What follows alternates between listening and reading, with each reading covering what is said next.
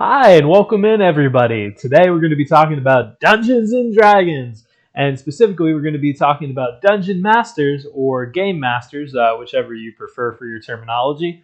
And as far as my experience goes, I've been a Dungeon Master for quite a while now.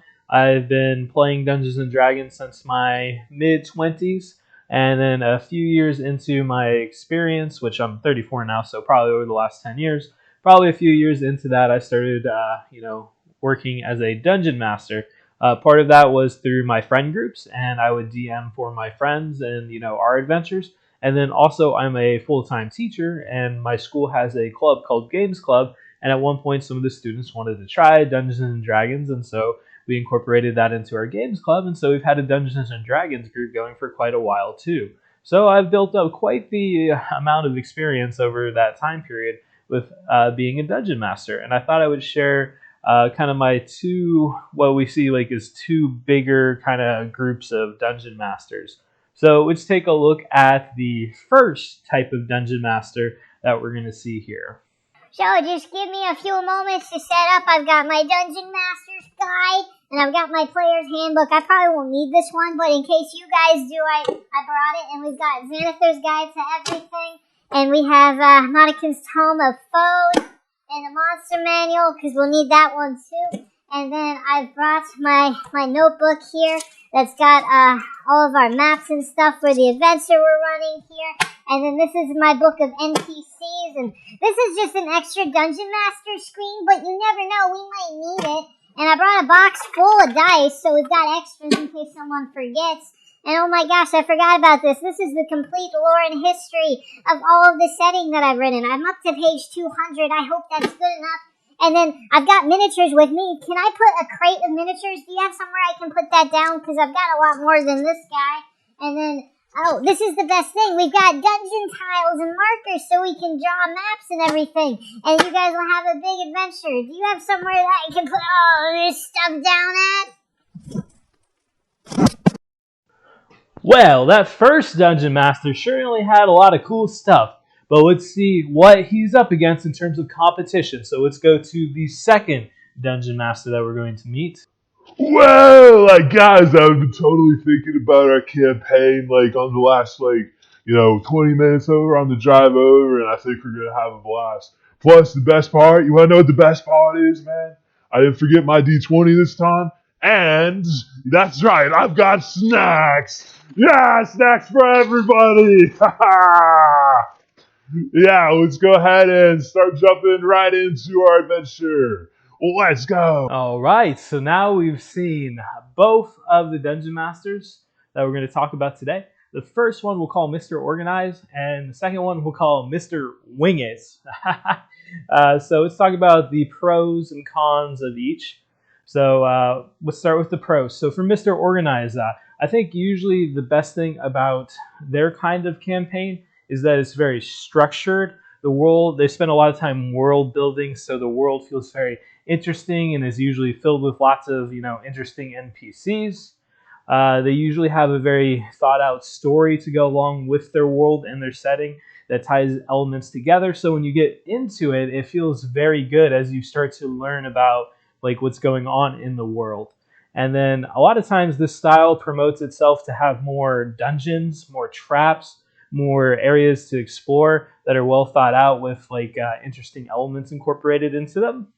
And so let's take a look at the pros of Mr. Wing It now.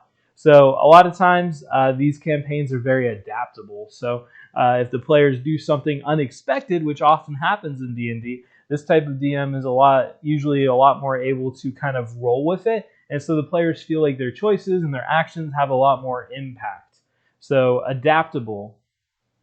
Another one is that the players impact the story a lot more. So as we were talking about their choices matter a lot more because the DM is able to incorporate those much more on the fly. And along with that, it's a lot more flexible too, because players sometimes will go in unexpected ways. They'll fall in love with that one random NPC that you had to make up on the fly because they wanted to go shopping before they set off for the adventure, and they really like that NPC shopkeeper. Maybe for one reason, maybe they wanted to help him out, or maybe she has a dream and they want to help her fulfill her dream. but it's usually very easy for the Mr. Wing It types to incorporate that into the sessions and into the story. Now let's talk about the cons. So let's start with Mr. Organize. So for Mr. Organize, a lot of times the adventure can feel limited or on the rails. So let's take a look at an example of that right now. Oh, you see this cave opening and you know that this is the location that you've been searching for. Wait, you guys want to go back to town?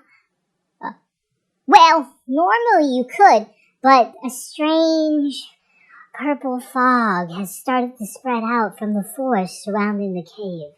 You get the sense that it would be very, very dangerous or possibly even deadly if you tried to make your way through the fog. Your only hope is to run into the cave before the fog reaches your current location. Now let's take a look at the cons for Mr. Wing It now. So a lot of times the con with the Wing It style is it can feel silly, or I like to say maybe a little bit too random. So let's take a look at what that would look like in a campaign right now. That's right. And as you strike the final blow on the nefarious man who's been behind the crimes in the community, there's a poof of smoke, and all of a sudden you see before you the Macho Man, Randy Savage. And he says, all I was trying to do was step into a Slim Jim. Oh, yeah! And that's how the campaign ends. Okay, guys, we're already at the end of the video, but in summary, I just want to say I think the best idea if you're thinking about being a Dungeon Master, or if you are a Dungeon Master, is to keep in mind the pros and cons of each of these styles and to try to find kind of a balance between them. Allow your players to have some choice and freedom in your story, but also incorporate the more structured elements together to create, the perfect hybrid combination, really. But in the end, it comes down to your table, your group. What does your table like to do? Are they more interested in role play, or are they more interested in exploring dungeons, overcoming challenges, having interesting combats? So again, it kind of depends on your group, your style, and what everybody really wants to have fun, because at the end of the day, I want you to have fun. So find something that works for you, but hopefully this video is at least a little tiny bit entertaining, and maybe it gives you something to think about. And if it does that, then that's just the cherry on top of it. But thank you for watching. Have a great rest of your day, and hopefully I'll see you in another video in the future.